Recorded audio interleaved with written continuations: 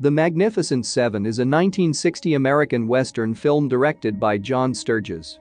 The screenplay by William Roberts is a remake, in an Old West style, of Akira Kurosawa's 1954 Japanese film Seven Samurai. The ensemble cast includes Yul Brynner, Steve McQueen, Charles Bronson, Robert Vaughn, Brad Dexter, James Coburn, and Horst Buchholz as a group of 7 gunfighters, and Eli Wallach as their main antagonist. The 7 title characters are hired to protect a small village in Mexico from a group of marauding bandits, led by Wallach. The film was released by United Artists on October 12, 1960. It was both a critical and commercial success and has been appraised as one of the greatest films of the Western genre. It spawned 3 sequels, a television series that aired from 1998 to 2000, and a 2016 film remake. Elmer Bernstein's film score was nominated for an Academy Award for Best Original Score and is listed on the American Film Institute's list of the top 25 American film scores. In 2013, the film was selected for the United States National Film Registry by the Library of Congress as being culturally, historically, or aesthetically significant. Storyline: a gang of bandits led by Calvera periodically raids a poor Mexican village for food and supplies. After the latest raid, during which Calvera kills a villager, the village leaders decide they have had enough. On the advice of the village elder, they decide to fight back. Taking their few objects of value, 3 villagers ride to a town just inside the United States border hoping to barter for weapons. They are impressed by Chris Adams, a veteran Cajun gunslinger, and approach him for advice.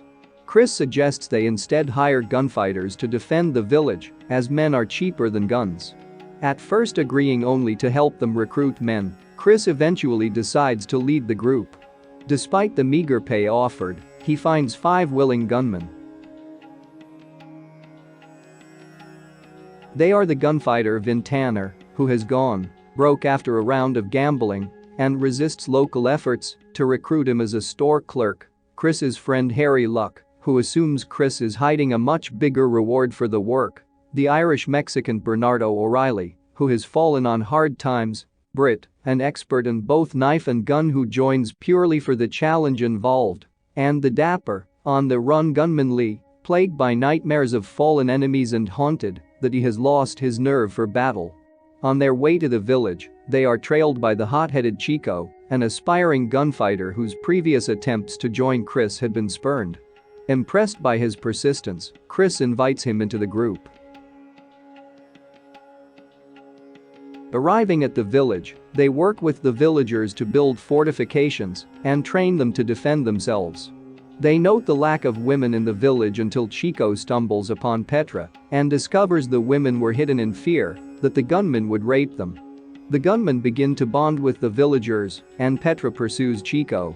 When Bernardo points out that the gunmen are being given the choice food, the gunmen share it with the village children. 3 of Calvera's men are dispatched to reconnoiter the village.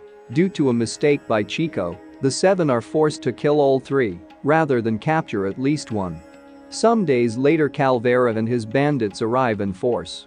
The 7 and the villagers kill another 8 of their cohorts in a shootout and run them out of town. The villagers celebrate, believing Calvera will not return. But Chico infiltrates Calvera's camp and learns that Calvera must return, as his men are short of food. Some fearful villagers thereupon call for the gunfighters to leave. Even some of the 7 waver, but Chris insists that they stay, even threatening to kill anyone who suggests giving up the fight. The 7 ride out to make a surprise raid on Calvera's camp, but find it abandoned. Returning to the village, they are caught by Calvera and his men, who have colluded with some of the villagers to sneak in and take control. Calvera spares the 7's lives, believing they have learned the simple farmers are not worth fighting for, and fearing reprisals from the gunfighters' friends across the border. Preparing to depart, Chris and Vin admit they have become emotionally attached to the village. Bernardo likewise gets angry when the boys he befriended call their parents cowards. Chico declares that he hates the villagers. When Chris points out he grew up as a farmer as well, Chico angrily responds that it is men like Calvera and Chris who made the villagers what they are. The 7 gunmen are escorted some distance from the village, where their weapons are returned to them. They debate their next move and all but Harry, who believes the effort will be futile and suicidal, agree to return and fight. The gunmen infiltrate the village and a gunfight breaks out. Harry, who has had a change of heart, returns in time to save Chris's life, but is himself fatally shot. Harry pleads to know what they were fighting for, and Chris lies about a hidden gold mine to let Harry believe he died for a fortune. Harry smiles before dying. Lee finds the nerve to burst into a house where several villagers are being held, shooting their captors and releasing the prisoners to join the fight, but is gunned down as he leaves the house. Bernardo, shot protecting the boys he befriended, tells them as he dies to see how bravely their fathers fought. Britt dies after shooting at many bandits but exposing himself from cover. Chris shoots Calvera, who asks him, "You came back to a place like this? Why? A man like you? Why?" He dies without receiving an answer. The remaining bandits take flight. The 3 surviving gunmen ride out of town. As they stop atop a hill overlooking the village, Chico parts company with them, realizing he wants to stay with Petra.